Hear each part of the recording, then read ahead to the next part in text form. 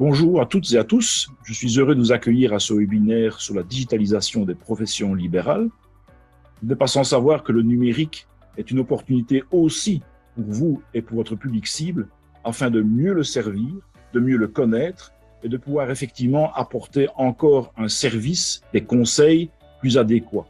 Ces webinaires déjà initiés en 2021 sont prolongés en 2022 avec un contenu renouvelé, un contenu plus large qui vous permettra certainement de progresser et d'ouvrir, je dirais, de nouvelles perspectives dans l'utilisation du digital au service de votre public.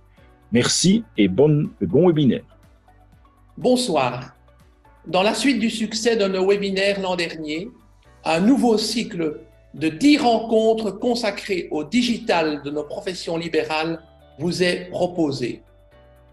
D'avance, un très grand merci à l'Agence du numérique et à la région wallonne pour l'organisation logistique et pratique de ces 10 événements qui débutent ce 19 septembre, en ce premier jour de la Semaine mondiale des professions libérales, pour se terminer le 30 juin.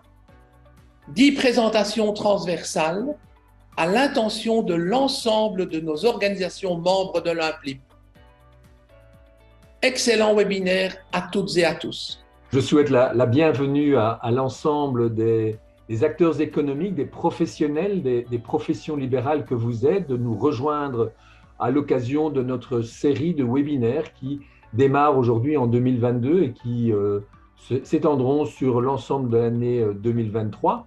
L'objectif est bien évidemment de vous aider, de vous conseiller, de vous appuyer en termes de présence, de votre présence professionnelle sur le digital, parce que aussi bien vos clients que vos patients sont aujourd'hui habitués d'avoir leur smartphone en main et de véritablement discuter, échanger, conseiller, rechercher de l'information à travers les réseaux sociaux. Et donc, les professions libérales ne peuvent pas être absentes de cette évolution importante.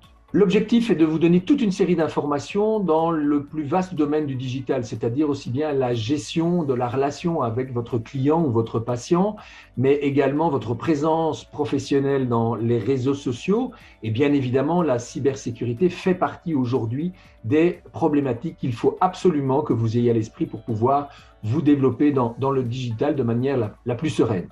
L'ensemble de ces webinaires sont là pour vous servir, pour vous aider, pour vous accompagner. Et on vous souhaite évidemment d'y participer et de pleinement vous impliquer pour pouvoir en tirer le meilleur pour votre activité. Et on vous souhaite bien évidemment d'excellents webinaires tout le long de l'année.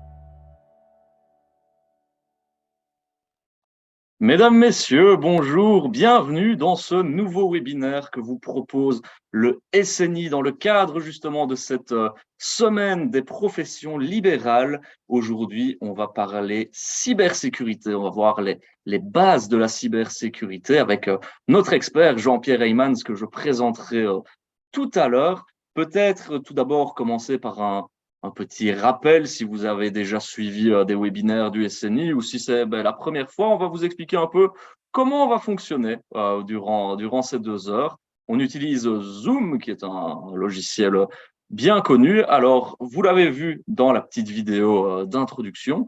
Si vous avez des questions, n'hésitez pas à les envoyer, comme quelques personnes l'ont déjà fait, dans l'onglet questions. Par contre, on vous invite vraiment à nous faire un petit coucou dans le chat, dans l'onglet discussion. Vraiment, n'hésitez pas à interagir, à clavarder, comme on dit. Bonjour à Michel, à Souleymane.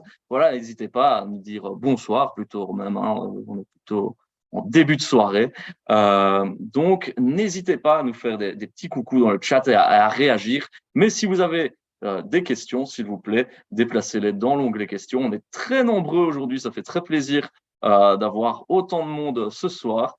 Donc voilà, si on veut s'y retrouver dans les questions, mettez-les bien dans l'onglet adéquat. Je vais commencer par présenter notre invité du jour, Jean-Pierre Heymans. Bonjour Jean-Pierre. Bonjour. Alors, pour te présenter un petit peu, tu as, on va dire, plus de 20 ans d'expérience dans la sécurité vraiment de l'information, dans la protection de bases de données aussi, et tu es finalement notre expert du jour pour nous parler des bases de la cybersécurité, un monde qui est parfois un peu obscur, hein, qui fait un peu peur. Les gens ont un peu peur de parfois mettre les mains dans le cambouis, mais tu vas être là justement pour nous donner déjà des trucs et astuces assez simples et des situations concrètes qui peuvent s'appliquer aux gens. Alors, je vais afficher peut-être ta présentation du jour, qui est la suivante. Si tu peux switcher de slide, on va voir le sommaire. On a vraiment 7 bonnes pratiques justement pour ce webinaire. On va parler de mots de passe, de mise à jour, sauvegarde, etc. Mais avant ça, si tu veux bien aussi switcher de slide, on va passer justement à WooClap. Je vous invite avec votre smartphone à utiliser l'application WooClap pour interagir avec nous. Alors, il suffit de scanner le QR code que vous avez à l'écran pour justement nous retrouver sur WooClap. On va attendre que vous vous connectiez. Et donc, gardez bien votre smartphone avec vous, connectez-vous avec WooClap. Et tout au long de ces 2 heures de webinaire qu'on va passer ensemble, on vous demandera votre avis. On vous posera des petites questions aussi pour savoir un peu où est-ce que vous vous situez. Et tout simplement ici, pour avoir une première vue globale de qui vous êtes, finalement, on va vous poser la question du jour, qui est justement de quel milieu, quelle profession est-ce que vous exercez. J'affiche la page de questions et on attend vos réponses pour savoir qu'est-ce que vous exercez comme profession. Alors là, on a des dentistes, consultants, ça arrive, hein, il faut le temps un peu que traduction interprète, ou là, ça bouge dans tous les sens, mais du coup, c'est dentiste qui est mis en plus grand, donc ça veut dire que fatalement, ce sont eux qui sont là en plus grand nombre, donc on a des dentistes généralistes, interprètes de conférences, traductrices, ergothérapeute, géomètre expert, infirmier à domicile, sage-femme, consultant financier. Donc, on a vraiment un panel qui est assez large, Serge, aujourd'hui. Donc, il faudra que tes exemples leur parlent à tous. Ce n'est pas une mince affaire. On va essayer de résoudre de cela. Voilà, je vois interprète de conférence, très exactement. Et alors, restez sur le WooClap. On va vous poser une deuxième question qui est la suivante. C'est est-ce que vous avez déjà été victime finalement d'une cyberattaque? Alors, victime, ça peut être très bien du phishing, un mail de phishing que vous avez reçu, ou voilà, différents types. Est-ce qu'il y a eu des incidents qui ont émané de cette attaque? Alors, on voit que le nom prend la tendance, donc tant mieux, j'ai envie de dire, hein, pour nos spectateurs qui n'ont jamais été victimes d'une cyberattaque. Il y a quand même 33% de oui. Donc là, ça a l'air vraiment de se stabiliser. Donc, le non garde, on va dire, la tendance. J'ai envie de dire tant mieux pour ces personnes, Jean-Pierre, mais on va voir aujourd'hui justement pour comment faire pour rester dans cette optique de non et de se prémunir de tout ça. Je te laisse la parole pour le premier point que nous allons voir ensemble. Il s'agit de bien choisir ses mots de passe. Voilà, donc le premier élément, c'est l'élément du mot de passe et principalement l'ensemble des mots de passe que vous allez… ici, on va parler d'un cas pratique, comme ça permettra aussi d'un peu éclairer l'audience. Quentin, expert comptable, va régulièrement consulter l'état de ses comptes de son entreprise via son site web et son établissement bancaire. Par simplicité, il choisit le mot de passe 1, 2, 3, 4, 5, 10. Ce mot de passe a été reconstitué lors d'une attaque. Ici, évidemment, par la simplicité du mot de passe, il est voilà, on s'est reconstruit très rapidement aussi, donc de voir aussi dans combien de temps les points d'attention en fait sur l'ensemble des mots de passe. Je pense peut-être au slide. Ouais, tu peux passer au slide suivant, où on vous réinvite à venir sur WooClap, peut-être revenir juste en arrière parce que tu donnes la réponse, c'est pas grave. Mais on vous pose la question justement, combien de temps est-ce qu'il faut pour décrypter un mot de passe? Je vais vous l'afficher sur le WooClap tout de suite. Alors, est-ce qu'il faut moins de 10 secondes pour décrypter un mot de passe? Est-ce qu'il faut 5 minutes? Est-ce qu'il faut 30 minutes? Est-ce qu'il faut 2 heures, un jour? Ou ben, est-ce que parfois ça peut dépendre du mot de passe? Donc voilà, à vos votes, on voit qu'il faut, c'est 5 minutes la tendance qui se dégage pour l'instant au coude à coude avec cela dépend du mot de passe. Vraiment, les deux se bagarrent de près. Pour l'instant, ça a l'air figé en tout cas, que c'est vraiment 50% disent que cela dépend du mot de passe et d'autres disent que c'est 5 minutes. Moins de 10 secondes vient ensuite, 30 minutes également. Jean-Pierre, dis-nous, en combien de temps est-ce qu'on peut craquer un mot de passe? C'est instantané. Donc, les mots de passe simplifiés, donc avec des caractères de nombre de 1 à 11, c'est vraiment instantané. Ça veut dire qu'avec les robots, ils sont capables d'une façon très rapide d'avoir directement l'information. C'est pour ça qu'il est vraiment important de composer son mot de passe de façon plus complexe avec des nombres, des majuscules, minuscules et aussi des caractères spéciaux qui vous permettent, vous voyez dans la grille, d'avoir une complexité plus forte et du coup, ça va nécessiter beaucoup plus, voilà, dans le temps, ça va complexifier pour le pirate ou les pirates, ça va leur mettre ils vont avoir un peu plus difficile à décrypter. Et donc, ça va être beaucoup plus sécurisé pour vous. Ouais, et puis on voit vraiment que suivant les caractères, etc., 438, je ne sais pas c'est quoi, c'est des billions d'années, des milliards, des téra-années. Enfin, c'est impossible finalement de décrypter un mot de passe à 18 éléments comme cela. Donc, les bonnes pratiques, les guides, ce qui est recommandé, c'est vraiment d'avoir un niveau au moins de 12 caractères avec des types différents, chiffres, majuscules, minuscules, comme je viens de l'expliquer. Pas de lien de nom ou de mots faciles, par exemple Passat ou une marque enfin voilà, autre chose. Il faut vraiment être créatif quand on crée son mot de passe. Ne figurant du coup pas dans un dictionnaire. Encore une fois, c'est la bonne pratique. Et un mot de passe unique. Alors ça, c'est vraiment peut-être un des éléments les plus importants, c'est vraiment d'avoir un mot de passe par site et pas utiliser en réalité toujours le même mot de passe pour l'ensemble de vos comptes. En fait, c'est ce qu'il faut vraiment éviter. C'est quelque chose qui est compliqué, Jean-Pierre, de justement d'avoir plusieurs mots de passe à chaque fois, s'en souvenir aussi. Enfin, c'est quelque chose dont on n'a pas l'habitude. Il y a des outils pour ça. Il y a des outils. Donc, ici, il y a des outils qui permettent en fait, en réalité, c'est un coffre-fort numérique qui permet de documenter l'ensemble de vos mots de passe et aussi automatiser en les utilisant sur des sites web, avec des sites web en remplissant par exemple un formulaire. Automatiquement, il va remplir les champs l'utilisateur et le mot de passe. Et donc, ces outils-là existent et il faut vraiment les utiliser. Il existe aussi bien sur, sur un smartphone que sur un PC en réalité. Oui, et je vous mets justement dans le chat ces outils. Donc on a Keeper Security qui sont vraiment des coffres-forts numériques qui vous aideront justement à garder. Parce qu'on en parlait en répétition, c'est que finalement, préenregistrer ces mots de passe sur Google, par exemple, c'est pas une solution très fiable. Tout à fait. Donc, ce qu'il faut éviter, c'est Chrome, pour le citer, ou alors Safari.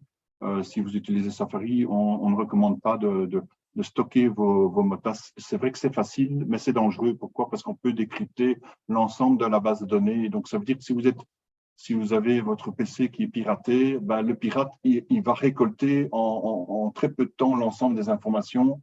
Il va savoir sur quel site correspond l'identifiant et le mot de passe. Et donc, du coup, ça risque d'être problématique. Encore une fois, il faut utiliser le coffre-fort qui vous permet d'avoir une double sécurité. il faut aussi utiliser la double authentification. Hein. Donc, par exemple, je donne un exemple, vous avez un compte Gmail de l'ensemble je pense que des auditeurs ont un Gmail. Il faut vraiment l'activer, activer cette double sécurité qui vous permet, avec un smartphone, soit d'avoir un code unique par SMS, soit un code généré par l'application Google pour renforcer la sécurité et l'authentification des comptes. Voilà, d'avoir vraiment un double emploi entre GSM, deux facteurs, donc deux appareils qui permettent de s'identifier. On vous a mis un lien justement dans le chat aussi hein, pour comment activer la double authentification. Il y a une petite vidéo YouTube qu'on ne va pas voir, mais donc tout ce qui est mis là dans le chat, gardez-le quelque part, bien au chaud sous la main, ça peut toujours servir.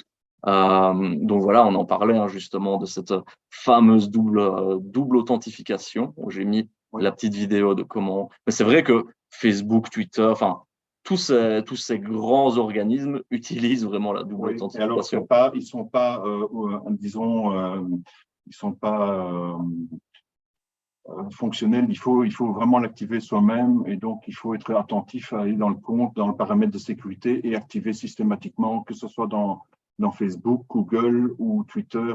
N'hésitez pas à renforcer parce qu'une fois qu'on vous vole votre compte, c'est très compliqué. Moi, voilà, j'assiste malheureusement à des cas où on doit essayer de récupérer des comptes qui sont piratés ou volés. Et donc, c'est beaucoup plus compliqué. Alors, il y a Kevin qui pose la question de qu'est-ce qu'il en est des gestionnaires de mots de passe. Donc, c'est la réponse qu'on vient de donner. Dashlane aussi qu'il évoque dans l'onglet questions. Exemple de coffre-fort numérique, on en a mis dans le chat. Hein, donc, Keeper Security qui passe pour Anan. Voilà. Dashlane, c'est un des connus aussi du marché. Ici, on a essayé de proposer des outils aussi qui sont gratuits. Donc, il y en a qui sont plus commerciaux, d'autres moins. Donc, voilà, c'est l'idée. Mais si on est un peu…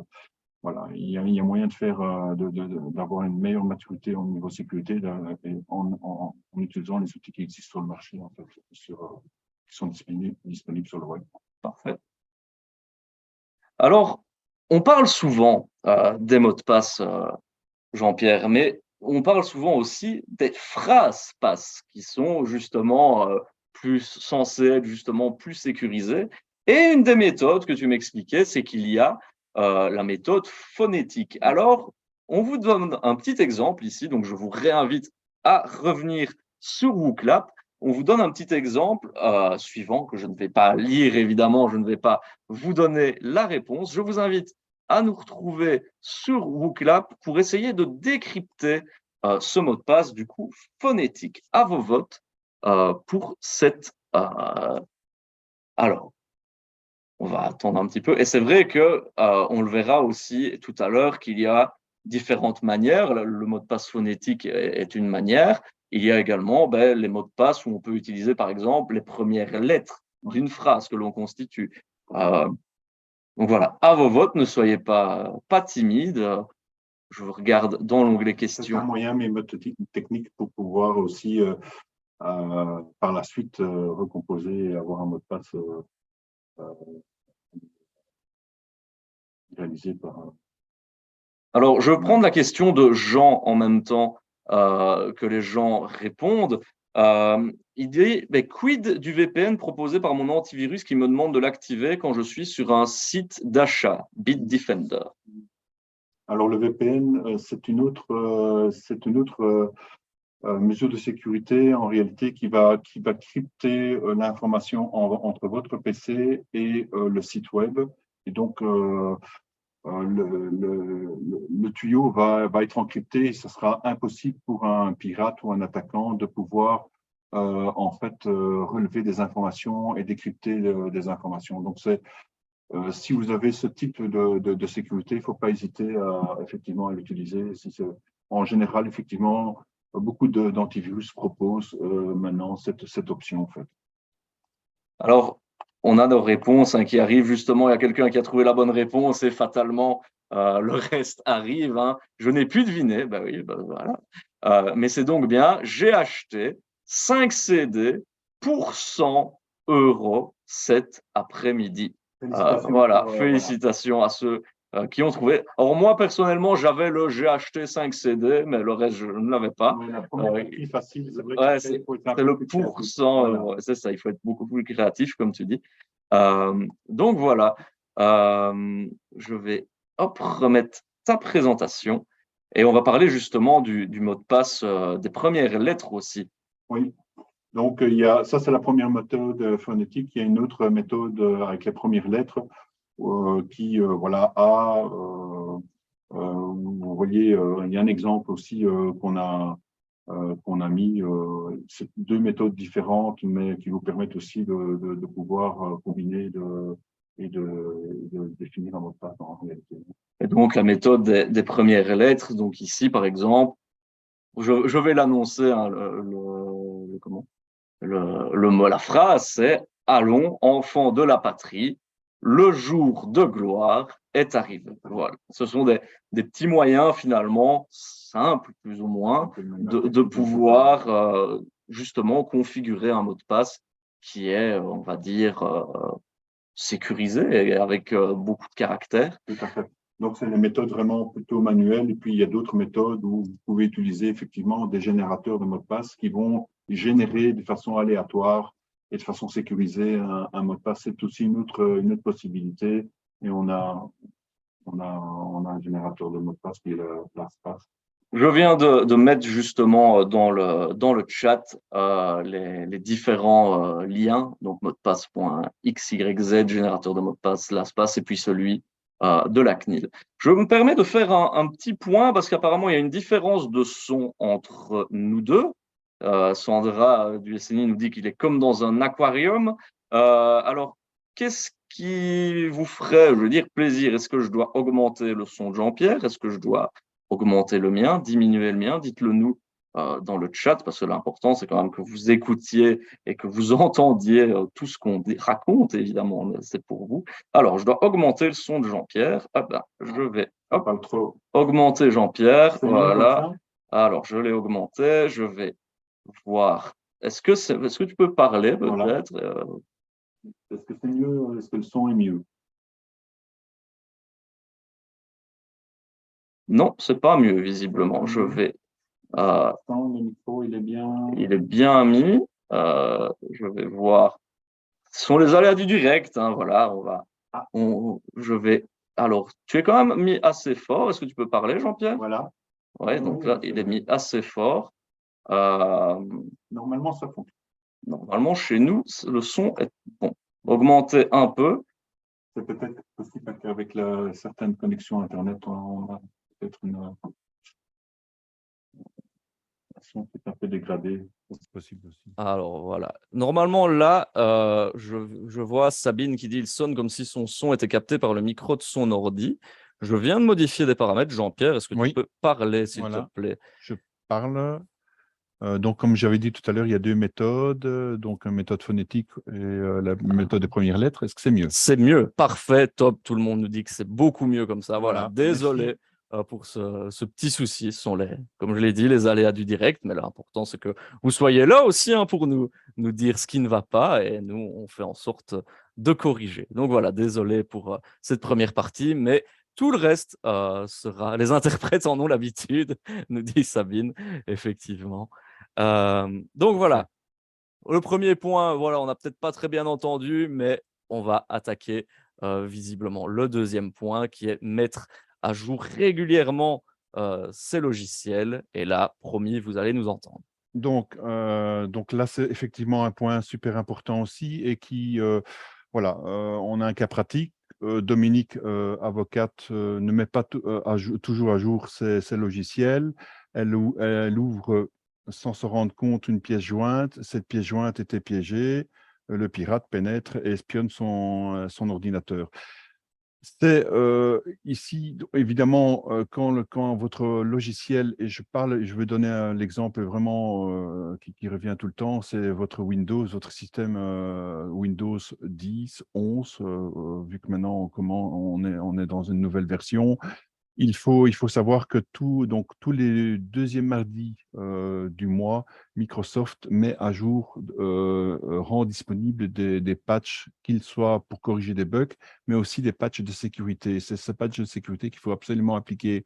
Donc, pour avoir peut-être un esprit mémotechnique, je vous conseille de mettre dans votre agenda, tiens, tous les deuxièmes mardis du mois, attention, le soir, vérifier les mises à jour, les exécuter. Il y a un autre logiciel qu'il faut aussi, faire attention, en fait, qu'il soit aussi à jour, c'est votre antivirus, tout simplement. Normalement, il se met à jour de façon automatique, mais il faut toujours vérifier effectivement s'il a bien la dernière signature. Il peut se passer que votre logiciel soit plus à jour ou vous avez peut-être oublié de payer l'abonnement. Et donc, évidemment, votre antivirus ne fonctionnera plus non plus. Et donc, c'est quand même une grosse sécurité. Et donc, il faut… ça ne coûte pas beaucoup d'énergie pour faire une fois le check et de vérifier une fois en réalité. Et je sais que beaucoup de personnes ne font pas toujours attention, pensent que tout se passe de façon automatique. Ce n'est pas toujours le cas. Ouais, il faut parfois vérifier. Mais comme tu disais, hein, ce bon plan que Windows met à jour tous les mardis du mois, c'est ça? C'est quelque chose que pas grand monde connaît, je pense. Non, non, mais ça fait des années que Microsoft applique cette règle aussi bien pour les serveurs que pour les laptops ou les stations les stations, quoi. Donc, il faut juste faire attention. Maintenant, il vous est aussi possible dans vos settings de mettre ce paramètre et d'automatiser le processus. Ça veut dire que le système va se rendre compte qu'il y a un patch disponible et il va l'appliquer automatiquement en réalité. Ouais. Et donc, vous allez voir qu'il y aura à un moment donné un message d'alerte dans le bouton Start pour dire attention, vous devez redémarrer la machine pour mettre à jour. Donc là, il faut être attentif et il faut le faire le plus vite possible en réalité. Parfait. Alors, le point 3, justement, bien connaître ses utilisateurs et ses prestataires. Ça, c'est plus justement si on a différents types de comptes, si on est plus une société avec un administrateur et des utilisateurs. Mais tu vas nous donner un cas pratique avec Thomas Notaire. Voilà, Thomas Notaire navigue sur Internet avec un compte administrateur. Il clique sur un lien qu'il envoie sur une page infecté, un programme malveillant s'est installé sur son PC, le pirate, du coup, a accès à une multitude d'informations et accès, par exemple, à la base de données client. Ce qu'il faut faire attention, c'est que quand vous avez un ordinateur, et spécialement sous Windows ou d'autres systèmes, hein, mais Windows, vous avez l'administrateur par défaut, en fait, et il a tous les privilèges. Donc, quand vous êtes en mode administrateur, en général, on l'utilise uniquement pour installer des logiciels, pour configurer ou paramétrer votre système informatique. Donc, évidemment, quand vous commencez à surfer, il est recommandé d'avoir un profil utilisateur et donc vous réduisez les risques, en fait, parce qu'il y a les privilèges ne sont pas les mêmes et donc ça permet au système de bloquer parce que le logiciel n'a pas le droit de s'installer, en fait. Voilà.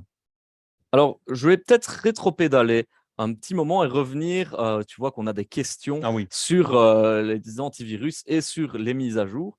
Je vais prendre la première question qui était celle de Jean, qui nous demande, puisqu'on en parlait, est-ce que l'antivirus de Windows, donc Defender, est-ce qu'il est suffisant? Alors, il est très bien. Il fait son travail. La seule chose, c'est qu'il faut vérifier qu'il fonctionne et qu'il est toujours à jour.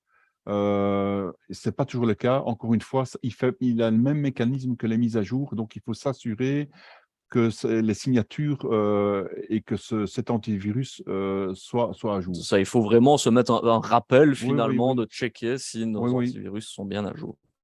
Et alors, question de Hanan qui demande que faire. Ben oui, ça arrive souvent aussi. Que faire quand l'ordinateur ne supporte plus les mises à jour car il est trop vieux? Alors, j'ai souvent le cas, surtout suite à des incidents où on fait des analyses et des investigations, où le système, par exemple, on a Windows 8 qui n'est plus supporté. Et donc, nous, on recommande vraiment, si le logiciel n'est plus supporté par par l'éditeur, il faut absolument le migrer en fait. Il ne faut pas utiliser un système qu'on ne peut plus mettre à jour. La seule protection que vous allez avoir, c'est votre antivirus, mais tout le reste ne sera plus protégé. Donc, ce n'est pas suffisant en fait. Donc, il faut faire une mise à jour qui ne coûte pas très cher en fait chez Microsoft, c'est une centaine d'euros pour avoir la mise à jour. Si l'hardware le supporte évidemment, s'il ne le Ouais. supporte pas, il faut dans certains cas changer de PC. Changer de machine, malheureusement. Voilà. Et pourquoi? Parce que voilà, c'est pensé pour fonctionner avec il y a des compatibilités, il y a beaucoup de voilà. Différentes technologies, etc. Tout à fait. Hop. Alors, je te laisse. Alors, j'ai une question dans le chat. Alors, n'hésitez pas à les mettre dans l'onglet questions, parce que sinon, on risque de passer à côté. J'ai même 2 questions qui viennent de tomber dans le chat. Donc, s'il vous plaît, mettez-les dans l'onglet questions. Allez, je vais les prendre. Comment est-ce qu'on passe d'un mode admin à user et vice-versa? Comment est-ce qu'on le fait, ça? Alors, quand vous êtes dans les paramètres de Windows, vous avez donc vous allez dans le panneau configuration et vous avez l'ensemble des utilisateurs. Il y a toujours un administrateur sur le système, donc par défaut. Donc, il s'appelle par défaut admin, mais il peut avoir un autre. Mais le système vous dit qu'il a des privilèges administrateurs. Donc, vous savez le voir, c'est facile en fait. Et donc, quand vous vous connectez sur la machine, par exemple Windows 10, quand vous démarrez le système, il va vous demander sur quel utilisateur vous voulez vous connecter. Parfait. Et alors, je vais prendre la dernière une question de Stéphane qui est tombé dans le chat aussi. Est-ce que, pour revenir aux antivirus, est-ce qu'ils peuvent enregistrer ou suivre notre activité sur Internet? Est-ce qu'il y a du tracking à ce niveau-là ou pas du tout?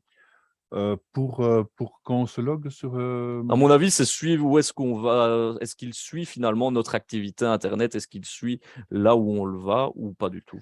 Ben, ça, c'est le tracking se fait uniquement et spécialement quand, enfin, voilà, quand vous surfez, évidemment, vous réalisez, vous cliquez sur des sites dans les browsers comme Safari ou Chrome, vous avez des petits trackers qui vous suivent. Et donc, effectivement, c'est principalement quand vous surfez que vous êtes traqué. Ou alors, évidemment, si vous avez un logiciel malveillant, alors là, il peut vous traquer de façon systématique, en Ouais. fait, et continue. Ok, j'espère que ça répond à la question de Stéphanie, pardon, et pas Stéphane, désolé pour l'écorchage de nom. Alors, une dernière question de Jean qui dit justement, tu recommandes d'éteindre ton ordinateur tous les jours, mais si on possède un serveur, c'est souvent compliqué. Oui. Alors, pour les serveurs, en fait, les serveurs, la règle est un peu différente. On essaye quand même de le faire peut-être une fois par semaine. Encore une fois, il faut respecter un peu l'agenda de Microsoft. Donc, si vous avez un serveur qui tourne sur Windows, le 2e mardi du mois, vous essayez de planifier les mises à jour. De toute façon, quand il y a une mise à jour sur un système, vous êtes obligé, pour qu'il soit effectif, il faut rebooter la machine. C'est impératif. Sur Windows, c'est impératif. Sur Linux, sur d'autres systèmes, ce n'est pas toujours le cas, mais sur Windows, il est impératif il faut redémarrer pour qu'il soit pris en compte.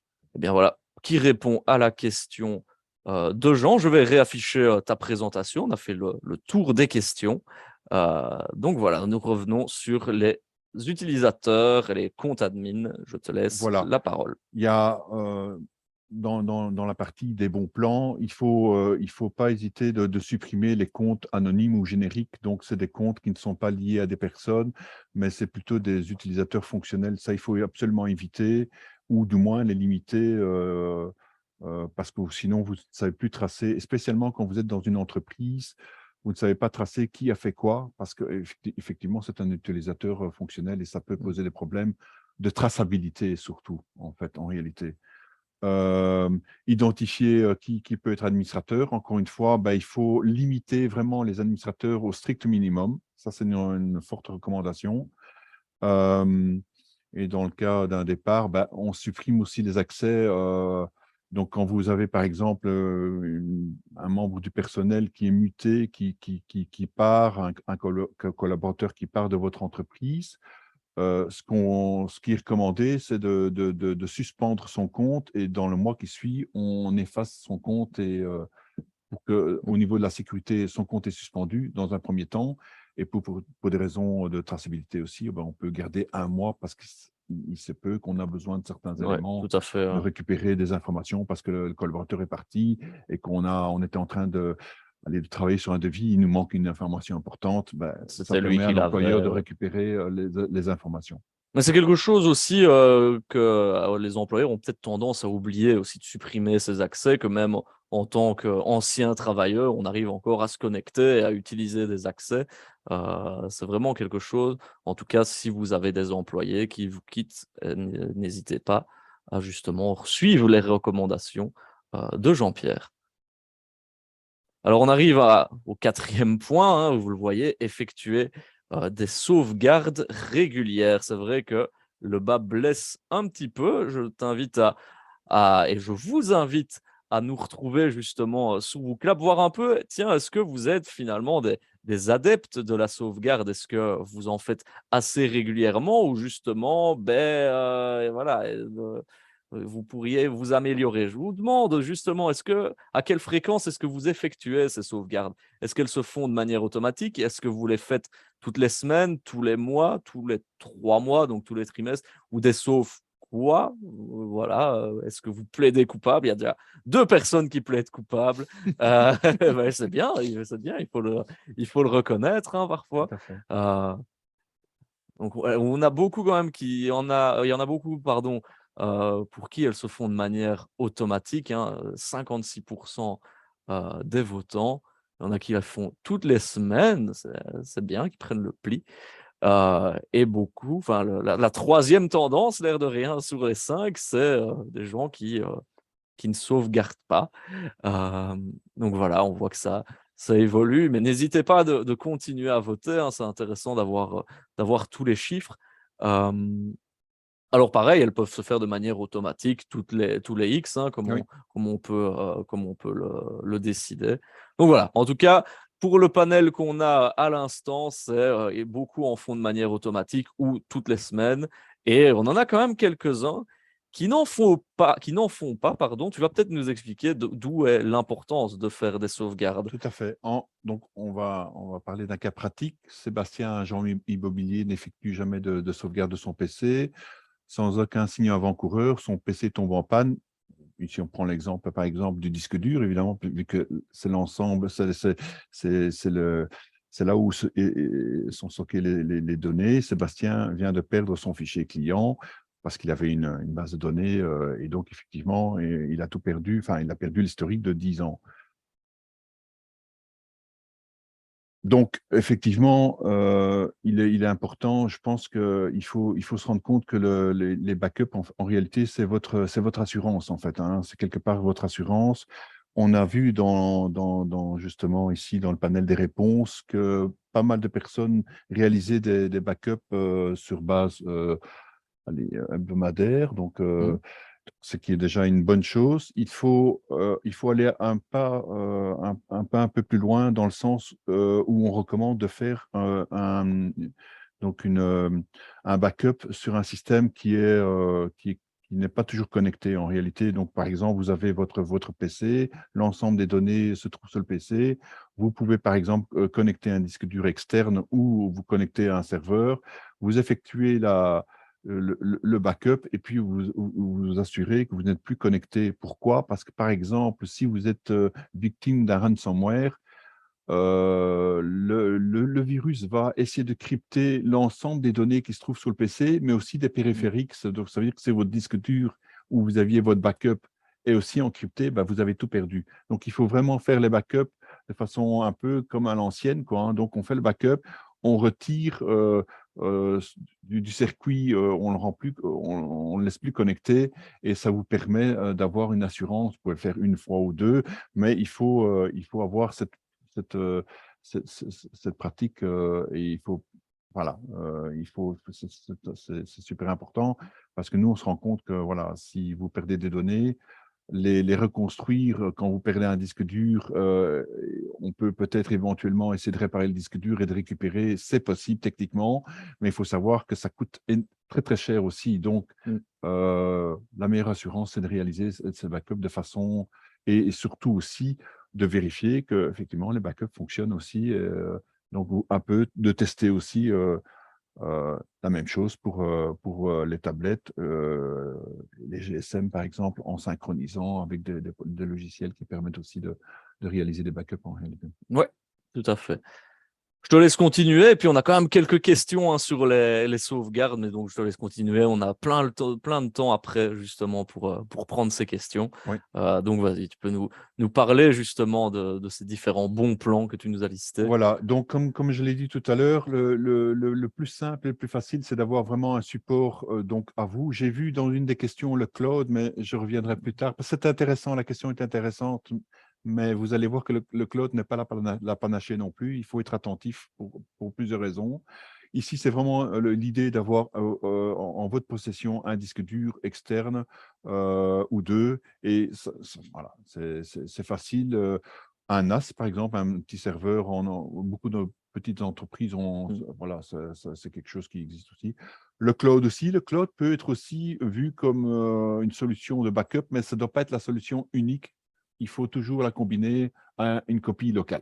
Ouais. C'est ça qu'il faut tenir compte de ça. Il ne faut pas se reposer uniquement en se disant je suis sur le cloud, il ne peut rien m'arriver. Voilà. Pourquoi? Pourquoi? C'est très simple.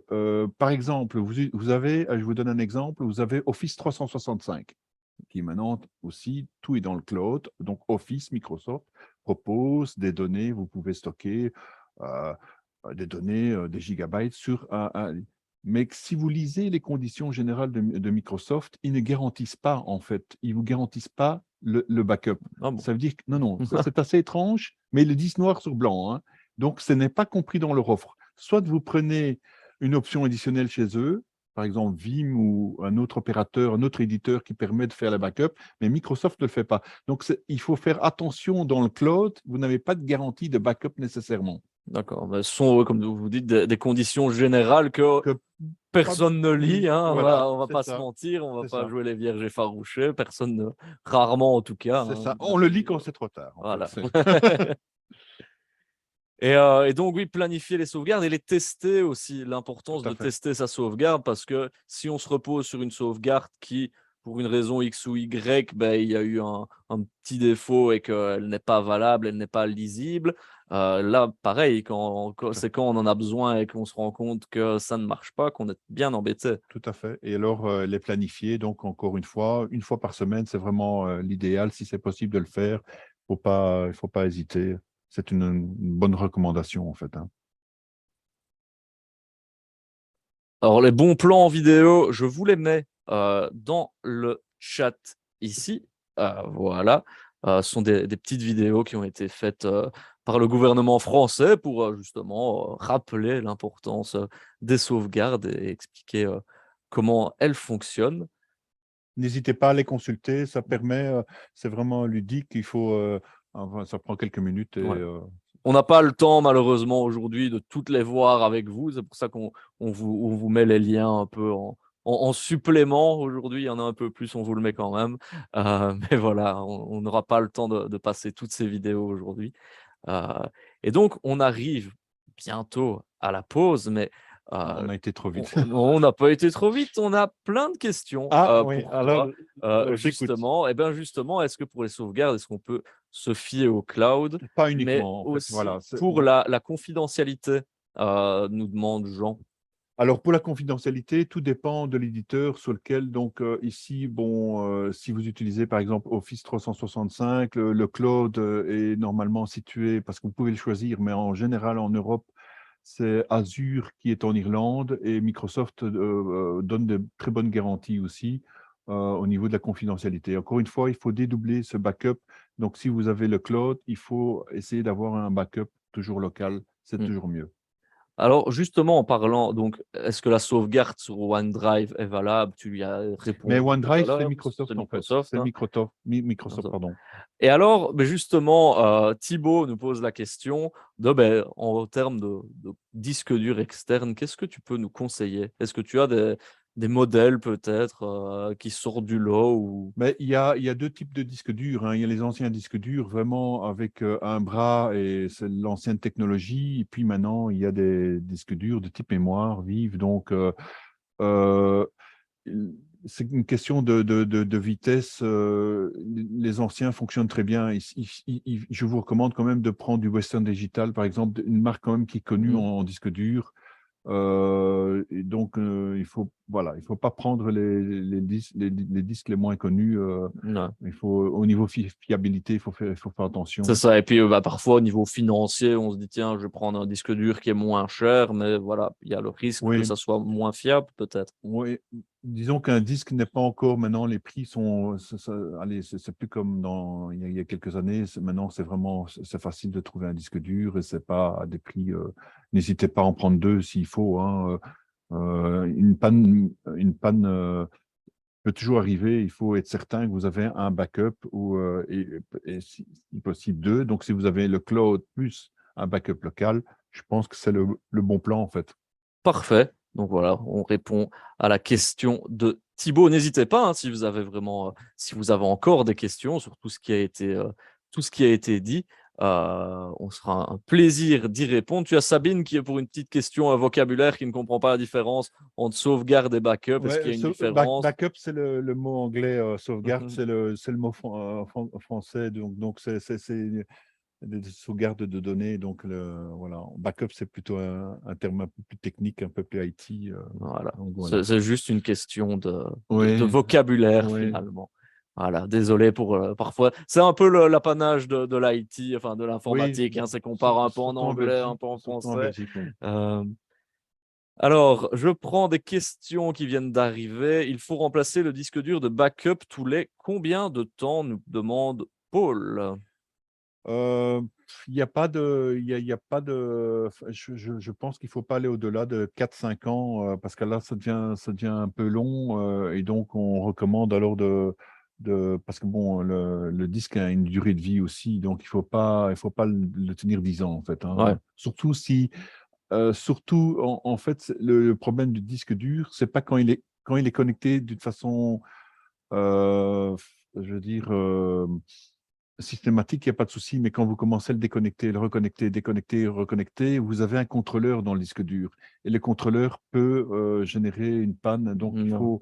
voilà, il faut pas non plus le garder 10 ans. Ok, bah voilà, au moins c'est clair. Alors, on en a déjà parlé, Souleymane qui redemande, est-ce que par le pare-feu de Windows Defender, est-ce que c'est suffisant? Donc on a dit qu'il travaillait très bien quand même, Oui, qu'il fallait juste le mettre à jour peut-être soi-même. oui, c'est ça. Et attention, le pare-feu, donc Defender fait deux choses. Il fait la partie antivirus et la partie pare-feu, donc c'est le firewall pour le terme anglais.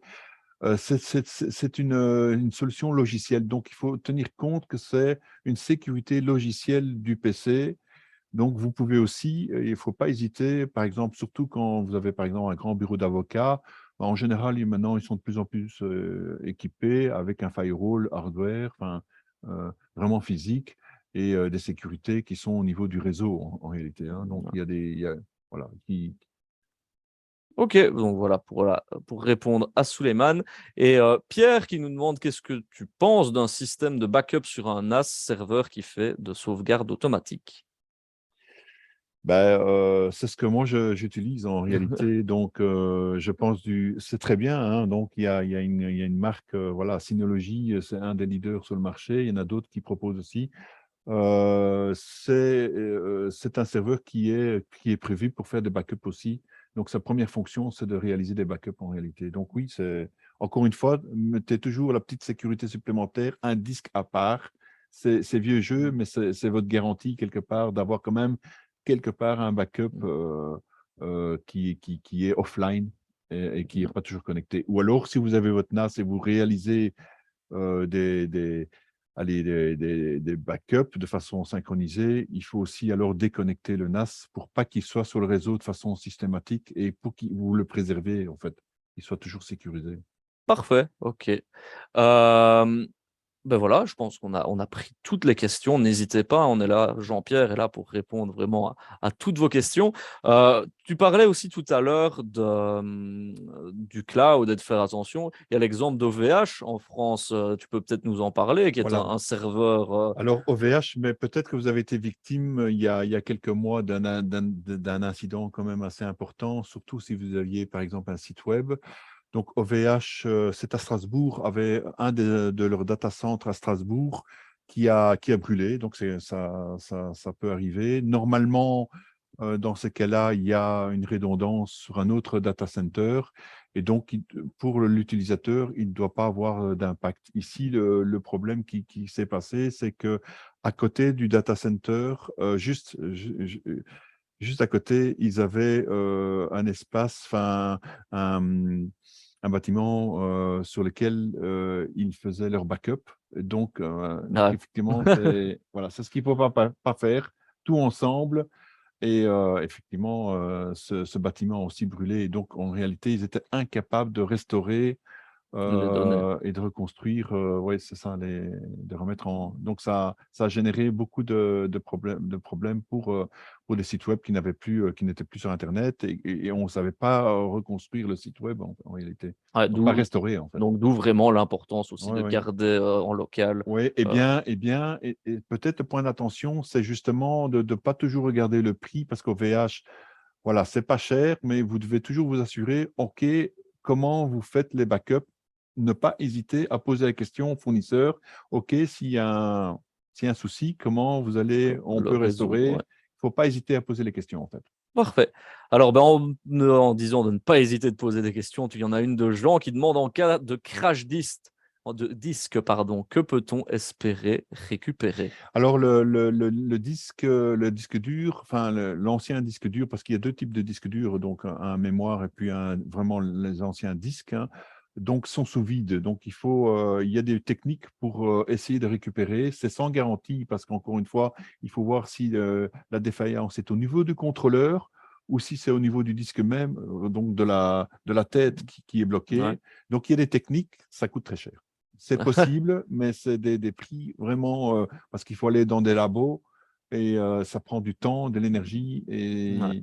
mais c'est possible. C'est faisable. Ah C'est bah voilà. faisable. C'est une bonne nouvelle, mais parfois il faudra mettre la main au portefeuille. Eh bien, on arrive tout doucement à la moitié de ce webinaire. Je vous propose de faire une petite pause, un petit break, le temps d'aller boire un coup, de se dégourdir les jambes, manger un petit quelque chose. Donc voilà, n'hésitez pas, on se retrouve tout à l'heure dans une petite dizaine de minutes pour la deuxième partie de ce webinaire. N'hésitez toujours pas aussi si vous avez des questions. On espère que tout se passe bien pour vous et on vous retrouve tout à l'heure. Je vais mettre la petite vidéo et donc je vous dis à tout à l'heure. Tout à l'heure.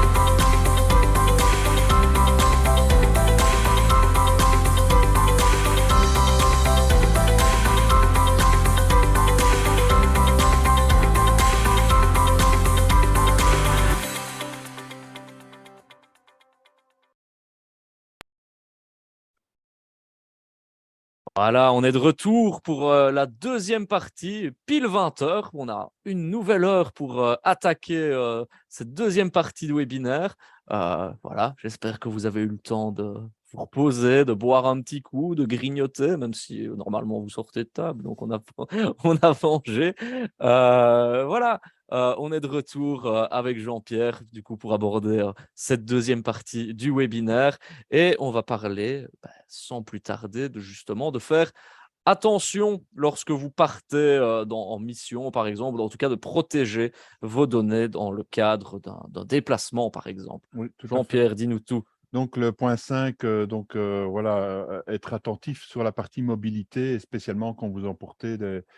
On va en parler ici avec un cas pratique. Martin, agent immobilier dans plusieurs pays, sympathise dans un aéroport avec une personne qui souhaite recharger son GSM avec le PC de Martin. Donc, effectivement, il faut être attentif parce que c'est là, à ce moment-là, qu'on peut se faire capter ou voler des données. Ici, on parle d'exfiltration, mais c'est effectivement, c'est la prise de connaissance et c'est d'essayer de. Ça arrive plus souvent qu'on le pense, et spécialement pour des personnes de type ingénieur, par Ouais. exemple, qui travaillent dans l'aéronautique ou des choses comme ça. Là, il faut être vigilant, mais de façon. Aller vraiment globale, il faut, quand vous êtes dans un aéroport, on donne un exemple ici, c'est toujours suivre des yeux le PC, ne pas laisser sans surveillance. Et par exemple, si vous avez une protection, un film pour l'écran, on appelle ça un film privacy, pour empêcher, par exemple, vous travaillez, quelqu'un ne peut pas aussi voir ce que vous faites, vous tapez ou prendre connaissance de certains éléments, spécialement des données sensibles ou autres. Hein. Mm. Ouais, ça n'arrive. Enfin, c'est un peu un scénario de film finalement à la James Bond, mais ça n'arrive pas que dans les films. C'est ça qu'il faut Non, se dire. Hein. non, c'est ça. Et un des points d'attention, et ici on le met clairement, c'est le Wi-Fi, votre Bluetooth par exemple. Donc, c'est les moyens de communication qui sont sur les systèmes, aussi bien sur un smartphone que sur un PC. Encore une fois, le mieux, c'est de le désactiver. Vraiment, si vous n'en avez pas besoin, c'est systématiquement le désactiver et l'activer vraiment en cas de nécessité. Mais ici, il faut être attentif. Le Bluetooth n'est pas un protocole super sécurisé. Une personne qui est à moins de 10 mètres, c'est très, très facilement avoir accès aux données de votre système, de votre smartphone. C'est facile de pirater, en fait. Donc, Ouais. ça ne demande pas une grosse technique de piratage. Ouais, c'est ça qui est assez hallucinant finalement. Bluetooth, on n'y pense pas spécialement, alors que comme tu dis, c'est une porte assez facilement enfonçable.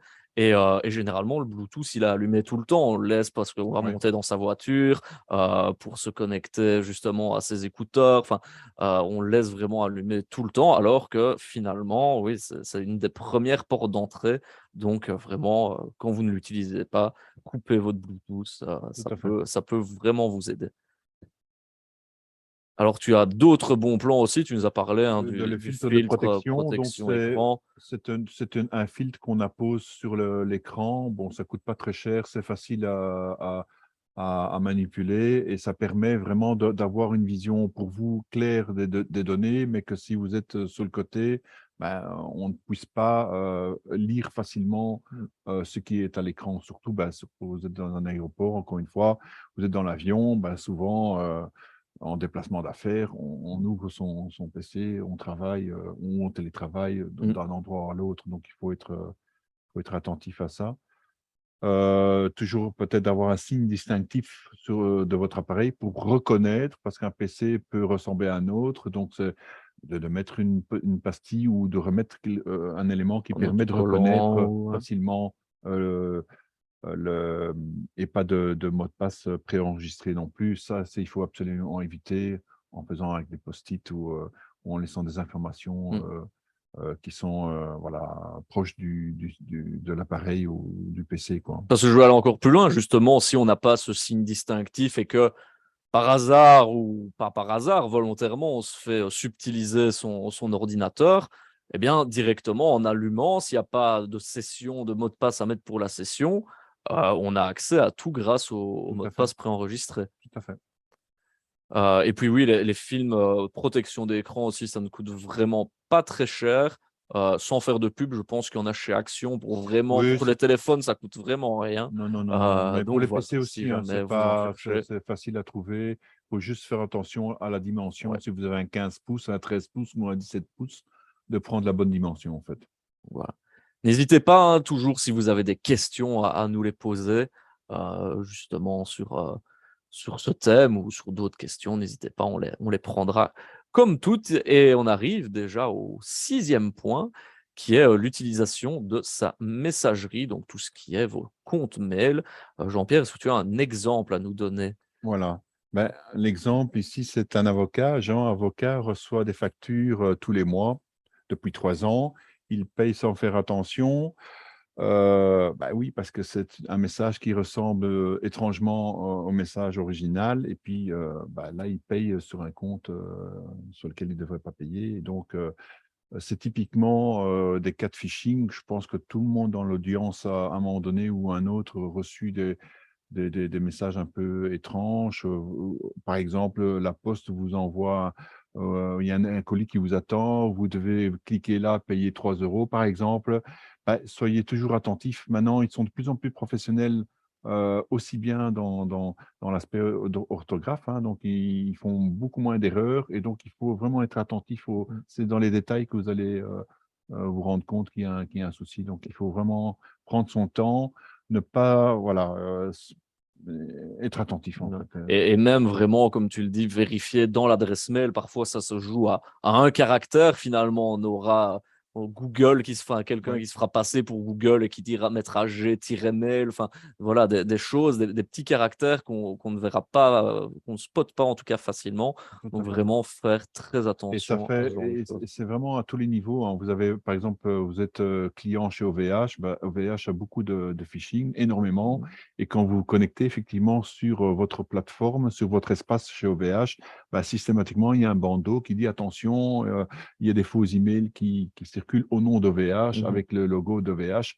Voilà. Mais beaucoup d'entreprises sont victimes de ça aussi, hein. Au Ouais. niveau de la réputation, ça leur pose aussi. Voilà, il y a des victimes, enfin, il y a les utilisateurs, mais aussi les clients et puis les entreprises qui sont victimes de ça, hein. Ouais, comme tu l'as dit, la Poste, DHL, enfin, pareil, tous Les ces banques, colis les qu'on a. banques, par Ouais. exemple. Ben, les banques, là, et c'est, voilà, il y a évidemment, ils ne le font pas pour rien. C'est pour vous extorquer de l'argent et c'est pour, voilà, frauder, hein. Donc, On en parlait justement tout à l'heure, que ça avait aussi bien évolué, qu'avant on avait un petit écran bleu, hein, je fais un clin d'œil à Frédéric, avec par exemple des messages, vous avez consulté des sites pornographiques, payez et on ne dira rien, ou si vous ne payez pas, on va tout mettre, tout dévoiler au grand jour. Finalement, les techniques ont évolué, enfin la forme a évolué, oui. mais la méthode reste toujours la même. La méthode est la même, c'est ça. Maintenant, ils sont beaucoup plus professionnels et donc maintenant, ils copient des sites, ils vous font croire que, et c'est bien fait, hein, si on ne fait pas attention, même, même moi, je pourrais tomber dans le panneau, mais il faut vraiment prendre le temps, toujours vérifier les comptes. Bah, moi, par exemple, typiquement, quand j'ai un fournisseur, j'enregistre les comptes dans mon système bancaire, par exemple CBC, vous pouvez préenregistrer. Ouais. Bah, je suis sûr et certain que ça c'est toujours le même compte, en fait. Donc ne faites pas non plus par exemple, des virements systématiquement, manuellement. Parce que là, vous allez peut-être là vérifier et alors vous allez peut-être vous tromper ou virer sur un mauvais compte, en fait, Ouais. hein. Ouais, donc il faut vraiment être attentif à tout ça. Est-ce que tu as des bons plans, des bonnes pratiques à nous donner? Mais ici, c'est oui, c'est de vérifier toutes les lettres des adresses email. Donc, c'est de bien vérifier le nom de domaine, que ça correspond bien. Ne pas hésiter à vérifier, par exemple, bah, tiens, si vous avez une adresse mail, est-ce que ce nom de domaine existe vraiment?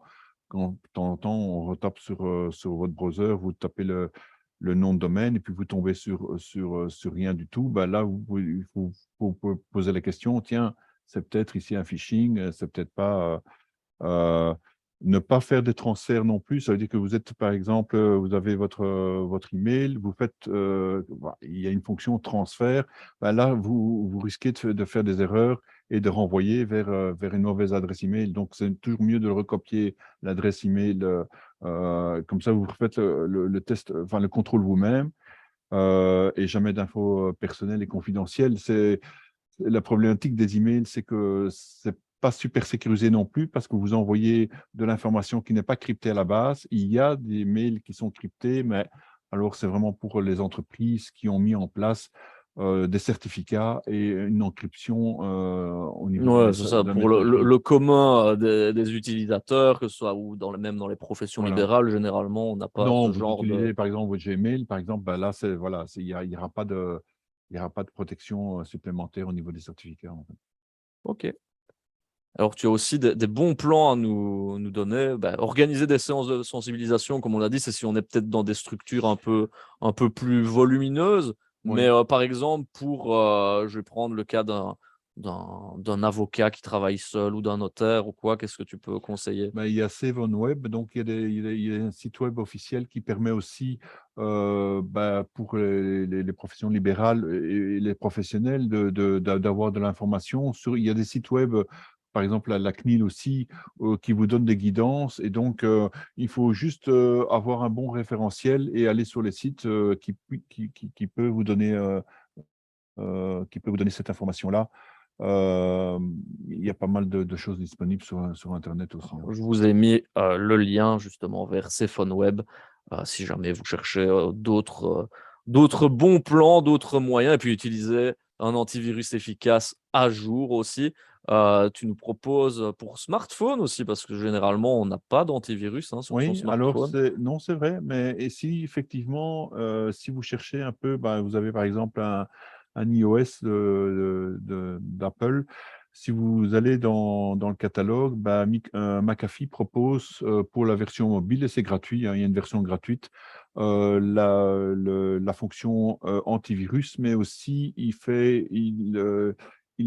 vérifie la connexion au niveau du Wi-Fi, et donc Ah ouais. il peut générer un pop-up pour dire attention, ce réseau n'est pas sécurisé, et donc il peut vous alerter en fait. Donc c'est un éditeur super connu Ouais. et c'est gratuit. Bien Donc, sûr. Bah voilà, merci pour le bon plan que j'ai glissé dans le chat, évidemment. Ça, c'est pour les utilisateurs Apple. Est-ce que si on est sur Android, est-ce qu'il y a oui, d'autres il y a d'autres, il y a d'autres, enfin, il y a Avast, il y a d'autres éditeurs qui proposent aussi. Il faut peut-être un peu faire. Ici, j'ai pas donné toute la Ouais, liste mais voilà, il faut pas voilà. hésiter à prendre un peu de temps et un peu à se renseigner. Mais voilà, les éditeurs sont connus comme McAfee ou d'autres, hein. Mais ça en vaut la peine vraiment de mettre un antivirus Je sur son conseille, téléphone. je conseille. Je Ok, conseille. parfait. Eh bien, écoute, j'avais une question. On avait l'exemple de Jean, avocat. Lui, il revenait sur notre Jean qui pose la question ici. Il posait une bonne question en rapport avec le point qu'on avait vu tout à l'heure. Tout d'abord, je vais les reprendre dans l'ordre parce qu'il a deux questions. La première, c'était quels sont les bons réflexes si on se fait voler son PC portable, par exemple? Qu'est-ce qu'il faut faire? Alors, si vous avez un vol, moi, ce que je vous conseille, c'est porter plainte. Donc, ne pas hésiter à porter plainte auprès de la police parce que, bon, les PC, ben, il y a un numéro de série. Les éditeurs comme HP, Dell peuvent aussi, à distance, identifier, éventuellement retrouver. Euh, un autre point d'attention, et là, il ne faut pas hésiter. Donc, quand par exemple vous avez Windows installé sur votre machine, d'activer l'encryption du disque dur, en fait.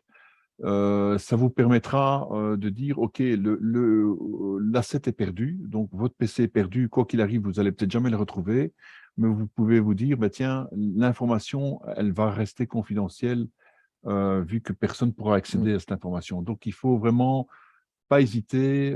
C'est BitLocker, hein, donc c'est la fonction BitLocker de Windows, d'activer cette Ça se fonction. fait facilement? Enfin, Oui, où il faut. vous allez sur votre disque dur, vous cliquez à droite et il y a une fonction BitLocker, vous l'activez et BitLocker va encrypter automatiquement votre disque dur. C'est une recommandation. Il ne le fait pas par défaut. Ok, bah merci encore pour celui-là. Et alors, Jean nous repose la question de c'est quoi un réseau sécurisé et quels sont les risques sur un réseau libre? On parlait justement, par exemple, des réseaux gratuits si on va au McDo ou dans certaines villes. Donc, les réseaux sécurisés, bon, c'est des réseaux qui ont mis en place, il y a un système de cryptage qui est là et qui permet d'avoir une sécurité entre l'utilisateur et le serveur. Donc, c'est vraiment sécurisé. Les réseaux qui sont dits un peu libres, comme un McDo, où il n'y a pas de... Ça veut dire qu'on peut, à distance, si on est très proche, un pirate peut pendant que vous surfez, identifier et capturer l'ensemble des informations. Et donc, c'est pour ça qu'il faut éviter. Il y a aussi un autre effet pervers aussi des réseaux gratuits, c'est que l'opérateur qui vous propose ce service-là va collecter aussi toute une série de données à votre insu. Parce qu'en fait, voilà, vous accédez à un système ou un service et donc, en contrepartie, il va vous soutirer de l'information. Donc, il faut être attentif. Ok. Parfait, ben voilà, j'espère en tout cas que ça répond à la question de Jean. On va passer finalement au dernier point. Tu nous avais listé 7 points finalement pour bien préparer en tout cas les bases de sa cybersécurité. Vous voyez que finalement on est dans des choses qui sont très simples hein, finalement, mais qui peuvent déjà permettre de faire la différence. Et dans ce dernier point, on va parler justement de la différence entre les usages personnels et les usages pro. Je vous réinvite à aller sur WooClap pour justement nous dire un peu, répondre à la question suivante. Est-ce que vous utilisez, est-ce que ça vous arrive en tout cas d'utiliser votre ordinateur privé pour votre vie professionnelle ou inversement? Est-ce que parfois vous prenez votre ordi du boulot pour justement aller faire des choses qui sont plus de l'ordre privé? Donc voilà, à vos votes, moi je vais les afficher, évidemment, vos votes. Vous êtes déjà en train de commencer à voter, c'est très bien, vous êtes au taquet. J'affiche vos votes et tu vas voir, Jean-Pierre, qu'il y a une réponse qui se distingue du lot. C'est que, ben oui, parce qu'ils n'ont qu'un ordinateur à 61%, 63 même. On n'a qu'un ordinateur, donc fatalement, voilà, il fait double emploi, il fait professionnel et privé. Alors, il y en a qui ont bien séparé, on va dire 21% qui ont dit qu'ils avaient un ordinateur privé et un autre personnel. Et alors, ben, 17% qui, oui, ils reconnaissent, ça arrive de temps en temps que l'un serve à l'autre et inversement. Est-ce que tu peux nous éclairer sur finalement quelles sont les bonnes pratiques et est-ce qu'il faut finalement distinguer ordinateur du boulot et ordinateur finalement privé? Oui. Peut-être je repartir sur le cas pratique et puis enchaîner sur les bonnes pratiques, hein. Donc ici, Alain, agent immobilier, aime travailler chez lui le soir via son ordinateur personnel. Celui-ci a été piraté à son insu. Bah, le pirate, évidemment, a accès à l'ensemble des informations sensibles de son entreprise que celui-ci revend à la concurrence. Moi, il y a deux choses qui sont importantes. C'est qu'effectivement, il y a les données de type privé et les données professionnelles, on peut les scinder de façon logique sur un même système. Donc, ça veut dire que vous pouvez avoir un répertoire de données personnelles et puis vous faites un répertoire alors des données plutôt professionnelles. Et la même chose, en fait, la même mécanique doit être utilisée si vous avez un seul email. Donc, vous séparez un peu les deux parce que comme ça permet aussi, vous avez par exemple un collaborateur qui quitte votre entreprise, bah, c'est aussi plus facile de récupérer ce qui est 100% professionnel et de dissocier les deux. Et puis aussi d'éviter qu'on... On a aussi la possibilité d'avoir, et j'ai vu qu'il y avait pas mal de personnes qui répondaient. Donc, moi personnellement, j'en ai deux. Donc, je vous expliquerai pourquoi, parce qu'il y a aussi un autre point d'attention, mais c'est plutôt fiscal. J'ai un PC personnel et j'ai un PC professionnel. Bah, moi, j'en ai deux pour des raisons propres à moi. Donc, c'est parce que j'aime bien travailler avec un système particulier. Et puis, le professionnel, c'est Windows, comme tout le monde. Ça me permet aussi, devant le fisc, par exemple, de justifier les 100% de déductibilité aussi du système. Évidemment, si vous utilisez un système et en même temps vous l'utilisez à des fins personnelles, ben, vous devez payer aussi une quote-part à l'ONSS. Et donc, ça, c'est juste un tips. Mais ça permet Ouais, aussi de... ça, c'est que c'est déductible fiscalement à Ouais, 100% si on dit qu'il est totalement professionnel ouais. et qu'on a à côté un petit ordinateur pour le privé, quoi. Parce que finalement, c'est ça qu'on peut se dire aussi, c'est que ben, c'est engager des frais en plus de séparer ordinateur du boulot et ordinateur privé. Mais donc, tu as ce petit tips au niveau fiscal. Voilà, parce que sinon, bah, quand vous faites le compte, vous payez en fait un deuxième PC dans le temps, ça revient, ça équivaut à la même chose, sauf qu'ici, vous avez vraiment deux systèmes qui sont séparés. Et donc, au niveau de la sécurité, c'est pas plus mal non plus parce que vous dissociez un peu les deux éléments qui sont la vie privée et la vie professionnelle, ce qui est, pour moi, qui est conseillé. Évidemment, on peut, encore une fois, sur un même système, il y a des personnes qui ont 15 systèmes, mais alors il faut avoir l'hygiène de dire, bah, tiens, je fais un répertoire vie privée, et donc faut être cohérent aussi au niveau de la logique et de pouvoir mettre les données de façon correcte, en fait. Hein. Et un peu pareil Les finalement pour classifier, en fait. le GSM aussi, Oui, c'est toujours la même la chose. même logique. C'est le même principe, en fait. Et alors, comme tu le mets aussi, utiliser le Wi-Fi sécurisé de l'entreprise, du domicile, on en a parlé juste avant. Oui. Moi, j'avais un peu une question que je t'avais posée. C'est par exemple, je suis infirmière à domicile, donc voilà, je vais de patient en patient et voilà, je veux consulter mon fichier de patientèle. Fatalement, je suis à l'extérieur. Est-ce que la 4G, c'est un moyen qui est sécurisé ou est-ce que je suis aussi exposé, comme sur un Wi-Fi plutôt libre, à des dangers. Non, la 4G est plus sécurisée que le Wi-Fi enfin, standard qu'on peut rencontrer à droite à gauche. Pourquoi? Parce que c'est l'opérateur par qui vous passez, qui ici, en l'occurrence, peut-être Proximus ou Orange. Deuxième possibilité, c'est que vous pouvez aussi activer il y a beaucoup de beaucoup de possibilités d'avoir un VPN aussi et d'activer ce VPN qui, en fait, renforce la sécurité et l'encryption des données entre vous, le fournisseur qui est par exemple Proximus et la connexion finale qui est le serveur ou le site web sur lequel vous voulez accéder. Autre élément important aussi, maintenant de plus en plus, on parle de 4G, on shift vers la 5G. En Wallonie, ça va être déployé très rapidement. Et donc maintenant, en réalité, votre smartphone peut, beaucoup de personnes ont un abonnement data, alors moi je recommande d'utiliser son téléphone, d'utiliser son infrastructure pour se connecter à la place de tout le temps aller, ah, je peux me connecter sur un Wi-Fi où vous ne connaissez pas le niveau de sécurité et vous êtes dépendant voilà, d'un tiers, en fait. Hein. OK.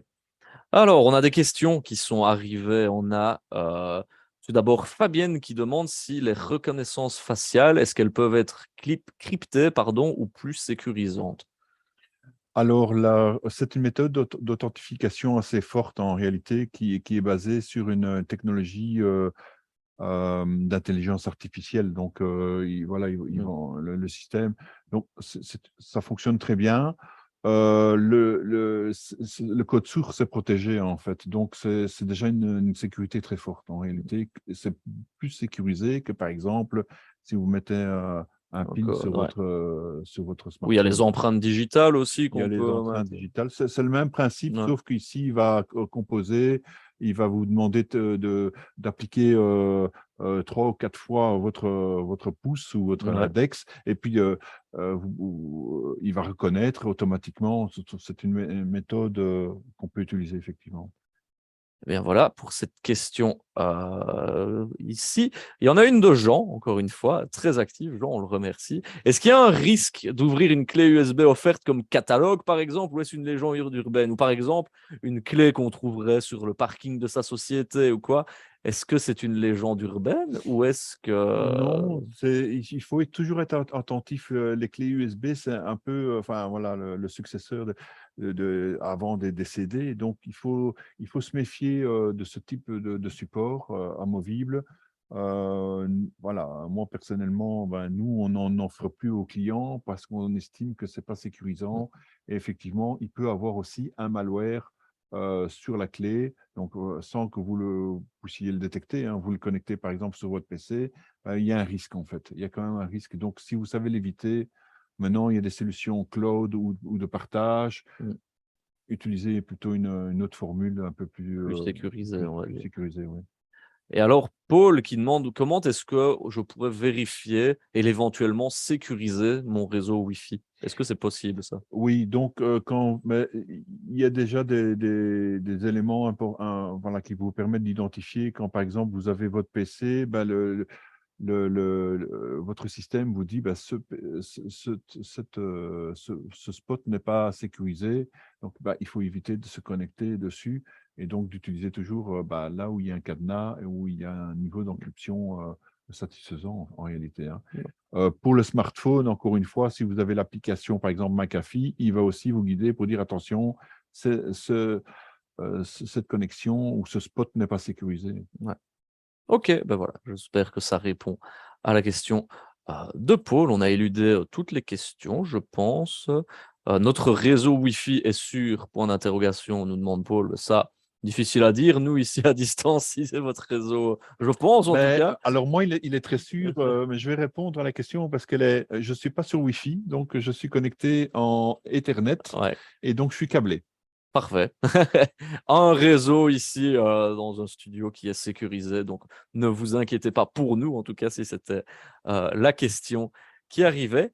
Je te propose de reprendre le fil de la présentation, vu qu'on a éludé toutes les questions à l'heure actuelle. Donc voilà, ne connectez pas une clé USB, on y revient, personnel sur votre PC professionnel. Pourquoi ça? Ben, parce que, comme je vous ai dit, hein, le fait d'utiliser des clés USB, c'est toujours problématique, donc il faut vraiment éviter, ça c'est une forte recommandation, surtout au jour d'aujourd'hui, en réalité, c'est un peu désuet et au niveau de la sécurité, c'est pas super en réalité. Parfait. Alors, on a fini finalement les points qui étaient un peu plus cybersécurité. On va vous poser la question RGPD et cybersécurité, quelles sont les différences? Et on va vous poser la question, on vous invite à venir sur le WooClap, où on vous pose déjà la question de est-ce que le RGPD, ça vous parle? Parce que oui, finalement, on a beaucoup entendu parler de ça, mais est-ce que vous, en tant que professionnel dans le monde libéral, est-ce que ça vous parle? Je vais tout de suite afficher les résultats, voir si vous êtes en train de voter. Alors, on a beaucoup de bons élèves, 56% savent ce que Ça, c'est c'est et ils bien. se sont déjà mis en conformité, donc ça c'est très bien. Et il y en a qui, la tendance inverse, on a égalité, il y en a qui savent ce que c'est, mais qui ne se sont pas encore mis en conformité. Et alors personne, alors là c'est magnifique, personne nous a dit le quoi, parce que ça pouvait arriver, hein, un peu comme les sauvegardes, les sauves quoi, ben là il y en avait. C'est bien. Ici, ben voilà, la tendance est, allez, on a quand même beaucoup de bons élèves, plus de la moitié sait ce que c'est, mais n'est pas encore mis en conformité. Et on a quand même quasiment la moitié, 45%, qui s'est mis en conformité. Donc, c'est bien parce que vous allez savoir ce dont on parle. Je vais réafficher ta présentation que Voilà. voici. Donc le RGPD est un règlement européen qui a été mis en place le 25 mai 2018. Donc maintenant, on a déjà un recul quand même de quelques années. C'est un règlement en fait où on doit garantir la protection des données à caractère personnel. On a des données de type standard et puis on a des données de type un peu plus sensible. Bah, ici, je peut-être pour les dentistes, parce que je vois qu'il y a pas mal de dentistes, bah, vous êtes dans une catégorie où vous devez être super prudent, effectivement. Pourquoi? Parce qu'au jour d'aujourd'hui, on automatise tout, on informatise les fichiers patients, vu qu'on est considéré Ouais. comme patient aussi quand on va chez un praticien, chez un dentiste ou un médecin, peu importe.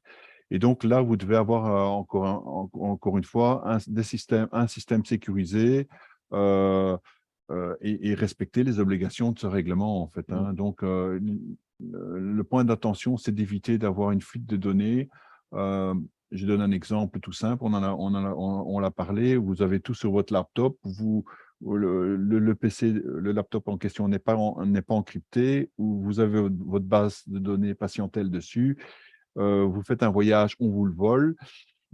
Si par exemple, et je donne un exemple, sur ce laptop, vous aviez 200 patients qui étaient encodés, dans ce cas-là, par exemple, pour l'autorité de la protection des données, ils estiment qu'au-delà de 150 personnes, il faut notifier l'autorité de la fuite, en fait. Ok. Donc, il y a des conséquences juridiques aussi, parce que vous devez vous déclarer, et puis il y a une enquête qui est ouverte pour identifier est-ce que vous avez mis en œuvre l'ensemble des mesures de sécurité aussi? Est-ce que vous avez été prudent? Et effectivement, si on décèle que vous avez été un peu négligent, vous pouvez aussi avoir un impact négatif. Et aussi, il faut communiquer aux patients, Mm. informer les patients. Donc, Ouais, c'est c'est jamais ça. très... Donc, pour votre image, je pense Ouais, qu'au-delà en termes d'image, on y perd c'est énormément. ça. Au-delà de l'aspect financier ou de l'amende éventuelle, c'est surtout l'image et la perte de confiance que vous avez entre le praticien et le Ouais. patient, en fait, par exemple. Et puis ça peut s'appliquer aussi finalement pour les avocats, les Ah, mais notaires, les avocats, tout, oui, les tout. avocats aussi. Il y a quelques mois, au sud du pays, ils ont eu des petits soucis aussi. Voilà, ça vaut pour tout le monde, en fait, hein. Ouais. Et parce que en plus, ce sont des données très sensibles et qui sont donc c'est là où on peut faire le lien entre le RGPD et la cybersécurité, c'est que ce sont des données sensibles et monétisables qui coûtent, enfin où les Oui, gens peuvent être prêts à payer justement pour récupérer ces données. tout à fait. Par exemple, vous avez un système qui, vous êtes victime d'un malware, le système encrypte ou cryptoware encrypte l'ensemble de vos données. Là, vous êtes à leur merci. Si vous n'êtes pas capable de restaurer le système avec une sauvegarde utile, là, vous êtes dans des gros ennuis, en fait, hein. On en parlait lorsqu'on préparait ce webinaire. Toi, qu'est-ce que tu conseilles? Quelle est la marche à suivre si, par exemple, je suis victime d'un ransomware, que tout devient crypté et que je ne sais plus rien faire? Qu'est-ce qu'il faut faire dans Donc, l'absolu, dans Donc, l'urgence? vraiment, dans l'urgence, c'est déconnecter le système de tout réseau, d'éteindre le système le plus vite, le plus rapidement possible. Pourquoi? Parce que le cryptoware va crypter, il crypte en fait pas toutes vos données, il crypte une partie de la donnée, mais elle est inaccessible pour vous. Donc, ça va très vite. Donc, il faut vraiment couper le système, couper l'alimentation. Malheureusement, là, il faut avertir les autorités, porter plainte. Donc, la Crime Unit, donc le service policier informatique qui est situé à Bruxelles, peut aussi vous aider. De temps en temps, ils ont la clé, donc ils peuvent euh, décrypter les informations ou alors il faut faire appel à plutôt un spécialiste pour pouvoir remettre le backup que vous aviez fait, parce qu'il faut manipuler, ça, c'est pas simple à remettre non plus, hein. Ouais. Le point d'attention, c'est arrivé en Belgique à plusieurs reprises. Des hôpitaux ont été Ouais, des grands bloqués. groupes. Ouais. Une commune au sud du pays, dans la région liégeoise, a été bloquée où les citoyens n'avaient plus accès à différents services parce que tout était bloqué. Donc, il y a des conséquences quand même dramatiques derrière, hein. Et puis, comme on le disait aussi, c'est que, allez, même si je suis finalement un petit indépendant, j'ai ma patientèle ou ma clientèle ou quoi, on pense qu'on ne va pas être visé parce qu'ils visent en priorité des grands groupes qui rapporteront plus, mais c'est pas spécialement vrai. Tout Non, le monde est concerné. tout à fait. On a Jean qui demande, qui pose la question de quelle est la sécurité d'un envoi par mail, par exemple. Est-ce qu'il y a un risque d'envoyer une radio à un patient, par exemple? Alors, le mail, en fait, le mail, il sert, c'est ça qu'il faut avoir comme optique, c'est un message. Donc, on envoie un message. Si vous savez éviter d'envoyer des pièces, donc je sais qu'il y a beaucoup de praticiens, des avocats, on envoie tout par mail parce que c'est facile, en fait. Le risque, c'est que si vous vous trompez de destinataire, il y a une fuite de données aussi quelque part, même si vous vous trompez. Donc, ce n'est pas parce que vous n'êtes pas piraté, mais même si on se trompe, on peut, parce qu'on ne garantit plus la confidentialité non plus de l'information. Donc, moi, ce que je recommande, c'est que, et ça ne coûte pas très cher, c'est d'avoir un genre de cloud sécurisé où vous pouvez partager. Donc, dans l'email, vous mettez un lien sécurisé pour pour le patient et lui, il va cliquer et il va chercher l'information sur un serveur C'est sécurisé. ça, ouais. Comme on a par exemple dans des grands hôpitaux, par exemple, où on nous dit voilà, vos radios sont consultables, hein. Je Tout reprends à fait, l'exemple des radios tout à où fait. on peut aller Mais consulter après un de certain plus en temps. plus, ils appliquent ça et de moins en moins, on met des pièces jointes et spécialement quand c'est des radios, c'est une donnée sensible, hein. Alors Michel qui précise que c'est légalement interdit d'envoyer des données médicales par mail. Les praticiens ont tous une e-healthbox sécurisée et cryptée. Donc voilà. Voilà, donc c'est ce que je disais. Donc c'est vraiment, il faut être attentif. Et c'est parce que si vous faites une erreur et qu'il y a une fuite de données, bah, vous devez vous justifier par la suite pourquoi vous avez envoyé par email. Et donc, vous pouvez être tenu comme responsable aussi de la situation. Donc, il faut être vigilant. Et n'hésitez pas aussi à demander, de demander des informations à vos fédérations qui, elles, seront vraiment aptes aussi à vous aiguiller Oui. justement sur la marche à suivre et sur peut-être comment implémenter ces solutions. Vraiment, n'hésitez pas à vous tourner vers vos fédérations. C'est souvent un relais très, très utile. Eh bien, je vais remettre ta présentation, hein, Jean-Pierre. On arrive tout doucement à la fin et on va parler des aides parce que la Wallonie et même le gouvernement fédéral aide n'importe qui à se sécuriser. Voilà, ben, surtout c'est pour les indépendants, que ce soit des PME ou des plus petites structures. Donc, il y a deux initiatives, une qui sont les chèques cybersécurité en Wallonie. On pourra vous mettre le lien aussi. Donc, le but, c'est d'avoir une subvention, une prime, et d'aider les entreprises et les PME spécialement à améliorer leur maturité en matière de cybersécurité, parce que là, effectivement, il faut de temps en temps faire appel, c'est comme quand on a besoin d'un avocat, de temps en temps, on doit faire appel à un spécialiste. Ici aussi, au niveau cybersécurité, c'est quand même un montant qui peut aller jusqu'à 60 000 € sur une période de 3 ans. L'idée ici de base, c'est de pouvoir exécuter, réaliser un audit de sécurité sur votre environnement. L'expert va réaliser l'audit, vous faire des recommandations et travailler avec vous sur un plan d'action qui est lisible pour les deux parties. Encore une fois, l'idée, c'est d'améliorer et de venir avec les bonnes pratiques, hein, surtout. Voilà. Et alors, au niveau fédéral, il y a un nouveau projet qui est en cours, mais là c'est beaucoup plus large. C'est au niveau des 3 régions, donc la Flandre, Bruxelles et la Wallonie, où l'État belge a reçu, aussi grâce à l'Europe un peu, plus de 10 millions d'euros de subsides. Donc, dans les prochains mois, il va y avoir une communication du SPF Économie sur ce sujet-là. Voilà, faut être sur la balle, mais j'ai mis les liens une dernière fois dans le chat. Alors désolé, ils sont un peu superposés chez moi, mais donc le premier économie.fgov, c'est justement sur l'initiative fédérale, comme vous vous en doutez, et puis wallonie.be pour l'initiative wallonne. N'hésitez pas, si vous avez des questions, on arrive dans la dernière ligne droite, et après vous avoir un peu tous sondé, voir un peu où est-ce que vous en étiez, hein. J'ai souvent dit, ah, bon bulletin, bons élèves, donnez-nous notre bulletin, donnez-nous une petite note à ce webinaire. Est-ce qu'il a répondu à vos attentes? En tout cas, on l'espère, on a fait du mieux qu'on a pu. Désolé encore pour le petit souci de son en début de webinaire. Voilà, on a pris le temps de le résoudre. Donc voilà, maintenant, c'est l'heure des questions. N'hésitez pas à inonder, on a vraiment du temps pour vos questions. Et je vois que justement, on en a une qui vient d'arriver. Je prends ça au vol, c'est Anan qui nous dit: lors de la communication entre professionnels, comment savoir que certaines applications qui nous sont destinées sont sécures et respectent le RGPD? Donc, par exemple, tout ce qui a été mis, elle prend l'exemple de Silo, je ne sais pas si tu connais l'application. Donc, Euh, les points d'attention, en fait, c'est vraiment, vous êtes sur, par exemple, ici, énormément de solutions sont dans le cloud, donc c'est de vérifier qu'effectivement, il y a un certificat qui est valide. Donc, HTTPS, quand vous utilisez une application, on va dire web-based, hein, c'est comme ça qu'on dit en anglais, donc sur le web.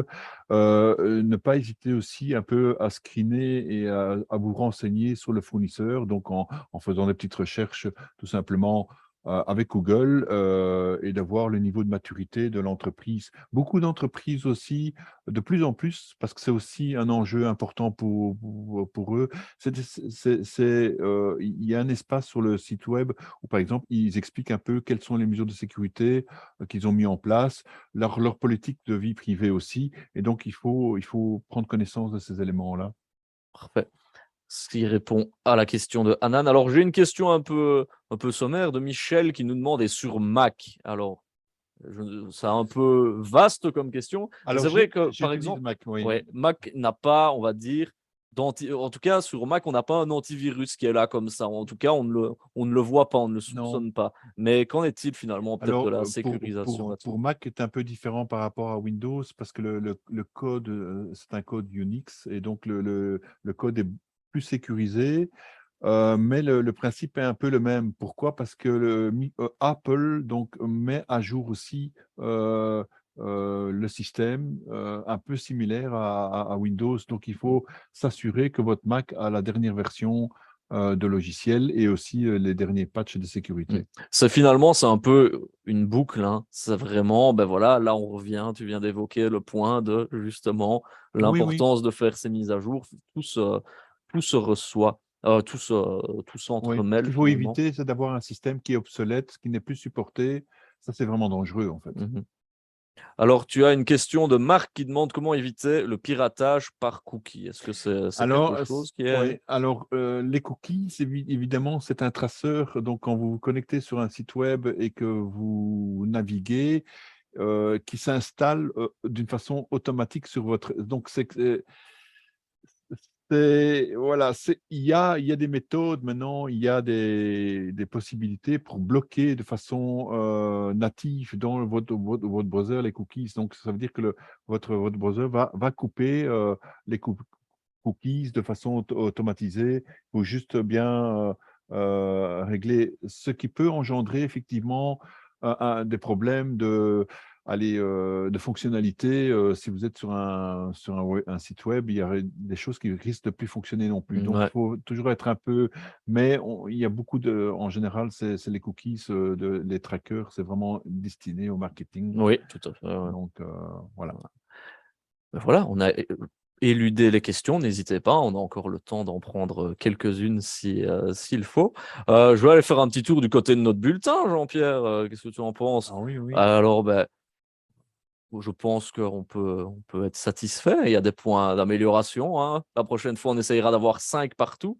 Mais finalement, je pense que notre audience est finalement assez contente du résultat. En tout cas, on a fait un maximum pour répondre à vos questions. C'était vraiment l'idée ici aujourd'hui, c'était de répondre à vos questions et aussi de vous montrer des exemples concrets et pas trop compliqués, de sortir de cette image un peu austère qu'incarne la cybersécurité. Ouais, un peu geek, j'aurais Ouais. dit. Voilà, un peu geek, oui, effectivement. Mais je pense que si on a une bonne hygiène, des bonnes pratiques et qu'on suit un peu ça et qu'on est attentif, je pense qu'on peut réduire vraiment de façon drastique les risques, en fait. Alors, je propose de remettre le dernier slide avec l'agenda parce que c'est toi qui les as. Donc voilà, le SNI vous propose encore différents webinaires hein, ici pour vraiment tout ce qui est profession libérale. Je vais vous mettre le lien dans le chat. Toujours est-il pour dire aussi qu'il y aura un webinaire cybersécurité encore avec toi, plus avancé, le 8 décembre, où vous pourrez retrouver Jean-Pierre le 8 décembre, mais aussi retrouver un webinaire. Alors là, dans l'onglet que je vous ai glissé, il faut aller dans Digital Commerce, effectivement, et il y aura un webinaire aussi sur tout ce qui est objets connectés, IoT. Donc voilà, n'hésitez pas à nous rejoindre aussi dans ce webinaire-là, si le cœur vous en dit. Donc voilà, la petite pub est faite. On a hâte de vous retrouver pour vraiment tous ces webinaires super intéressants que le SNI a mis en place. Donc voilà, j'ai la confirmation que pour la partie Internet des objets, ce sera dans l'onglet Digital Commerce. Hein. Quand vous cliquez sur le lien que je vous ai mis, vous avez d'un côté Digital Commerce, de l'autre Profession libérale, donc qui est ce qui nous occupe aujourd'hui, ce qui est votre cœur de métier finalement. Donc voilà, le message est passé. Je vois qu'il n'y a plus de questions, donc Jean-Pierre, donc on va pouvoir terminer un quart d'heure plus tôt. Je pense que ça va peut-être faire même plaisir à tout le monde. Le timing a été respecté à la lettre. Hein. De toute façon, on avait prévu de laisser vraiment la parole aux questions. On les a éludées. Donc voilà, s'il y en a plus. Moi, je te remercie, Jean-Pierre, pour ton intervention, de t'être déplacé ici. Merci à vous aussi, public, de nous avoir suivis. Vous étiez Merci à vraiment toi, oui. très nombreux aujourd'hui. Merci à Sandra et à Frédéric qui étaient en support vraiment dans le chat. On vous dit à bientôt pour un nouveau webinaire. Je vois Anan, Suleiman, Patricia qui nous remercie. Très Voilà. bonne soirée à tout le monde. Bonne soirée à tout le monde et à la prochaine. Prenez soin de vous. Bye bye. Au revoir.